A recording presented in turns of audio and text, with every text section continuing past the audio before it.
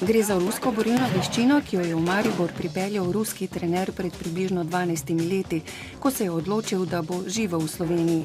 Začetki segajo torej v Rusijo, kjer so pred leti izbrali najboljše trenerje borilnih veščin in jim dali posebno nalogo. Najprej učujejo vse športne panoge borilne, izberijo najučinkovitejše prijemi, s katerimi bi se dalo premagati nasprotnika.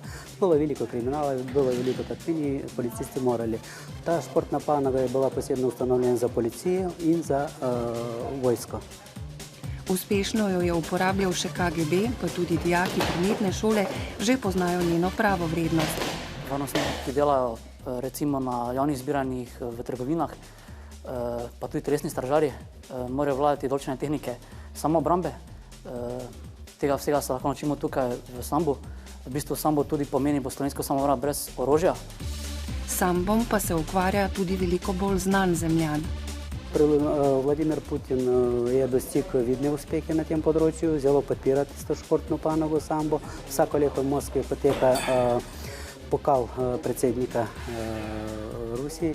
Sparing partner Vladimira Putina, zdaj predsednik Mednarodne sambo zveze. Zdaj združuje več kot 90 držav v sambo zveze. Upamo kmalu, da športna panoga sambo bo postala tudi olimpijska športna panoga. Sodelovanje med Rusijo in Mariborom je postalo še bolj konkretno. V Moskvi so namreč podpisali pismo o nameri s Sambo zvezo Rusije in športnim centrom Sambo, ki ima okrog 5000 dijakov. V prvi fazi podpis omogoča koristno izmenjavo dijakov. V nadaljevanju pa naša šola si obeta tudi možnost ponuditi cenovno ugodne možnosti za priprave za njihove športnike. Veliko poudarko dajemo na obrambo proti noža, proti pištolu, transportni prijemi, vzvode na roke, na noge. To je zelo pomembno za naše varnostnike.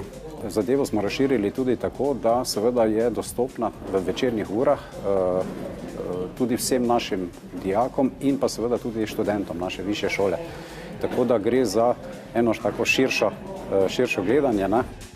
In zdaj od besed k dejanjem. Če nasprotnik prime, naprimer, za vrat, prvo se moramo utresti rok, zaradi tega, ker nas lahko pri dolgem stiskanju lahko omedliš, ker pride do pomanjkanja kisika. Prvo odstraniš roke, potem pa nasprotnika odženeš z nogo, da dobiš razdaljo, lahko za umik, lahko za, ne vem, za ponovno, da se lahko začne za ponovni napad. Je pa še en dober prijem, če napadalec napade z obema rokama, da se probamo čim prej, da mu damo šok, potisnemo glavo nazaj, potem primemo roko in stisnemo tu not v komolec. Napadalca zaboli v zapestje in komolca in ga onesposobimo. Te že znate predstavljati, da boste enkrat kmalu v službi, kjer boste te veščine morali uporabiti v določenih primerih. Strašno nogometna tekma, Maribor, Olimpija. Jaz predstavljam si se, samo upam, da nema potrebno uporabiti fizične sile. Isto kot on, sicer jaz se bolj predstavljam kot policaja.